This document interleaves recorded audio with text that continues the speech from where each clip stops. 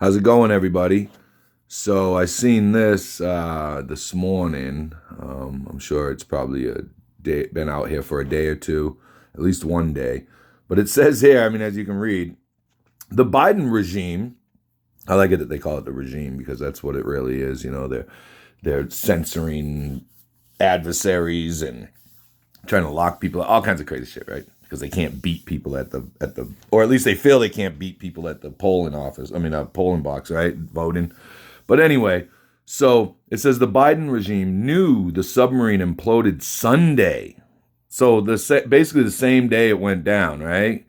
But instead, their media propagandists, no, sorry. It says Biden regime knew the submarine imploded Sunday, but used their media propagandists to push the "they're running out of oxygen" story all week to deflect from Hunter Biden's crimes, right? And also the story about the FBI whistleblowers about how they're politicizing the FBI and using it against their rivals and all kinds of stuff. So, while we were all distracted, and I knew it was a fucking distraction, right? The thing looked like a freaking fleshlight for an orca whale, right? Or a sperm whale, whatever. I mean, if you look at the thing, it looks like a freaking seagoing fleshlight.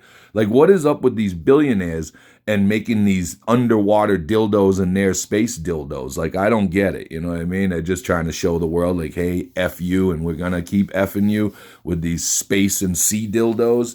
You know what I mean? But the big story is that the Biden regime knew that it imploded on Sunday, and they left the families to sit and wonder. I mean, well, the one stepson, I mean, he went to a Blink 182 concert, and then he shot his shot with some Instagram models and all that stuff. And, I mean, he's the only one that's actually doing what he should be doing at this point because it's all so fucking ludicrous and ridiculous. The absurdity of it all is just insane.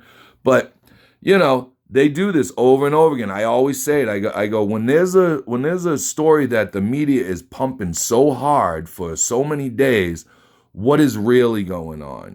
What else did BlackRock do this week while we were all focusing on a billionaire's submarine fiasco, right? That they knew imploded Sunday, probably minutes after it went underwater, right? As soon as it hit the pressure, it was like, boom, done.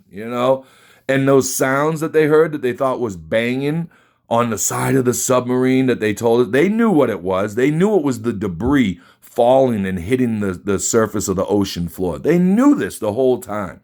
This is all ridiculous. It's all a ploy. It's like, ooh, look over here. Shiny. It's shiny. It's shiny. Right? So you look at that and then you don't pay attention to what's going on. I know people don't like Steve Bannon, or some people do, but he said in the beginning when he was President Trump's campaign manager when he was running for office, he said there's such a thing because I think he was being asked about Trump causes all this chaos and says these crazy things and blah blah blah blah, and he goes, yeah, well, have you ever heard of a technique called ruling through chaos? You make all this chaos over here, on this side, and while everybody's looking at that, right? It's sleight of hand. Then you push in all the policies and all the stuff that you want to put through while nobody's looking. That's why they do a lot of this stuff on the weekends, and the banks will also implode just like this submarine on a Friday of a long weekend or something like that. You've noticed that they've been crashing on. They've been allowing them to crash or get purchased so they're not crashing.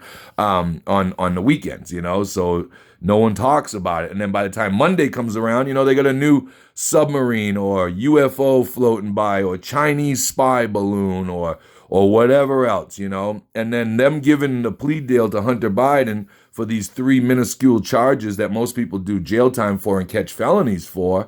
I mean, that's to shut down the rest of the Hunter Biden laptop story. You know what I mean? That's to shut that. They're giving him a pass with a slap on the wrist so that no one will bring up the laptop anymore. No one will continue to look into at least the Justice Department will basically be done looking into the Hunter Biden laptop and the dealings with his father or the big guy or Pete or whatever the heck he keeps his dad written down as in his contacts.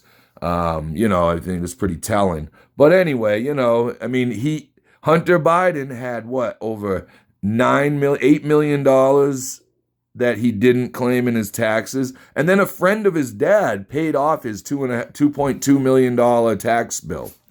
You know, it's a little crazy. But yeah, you know, what do I know? All right, have a great day, everybody. Talk to you later. Peace.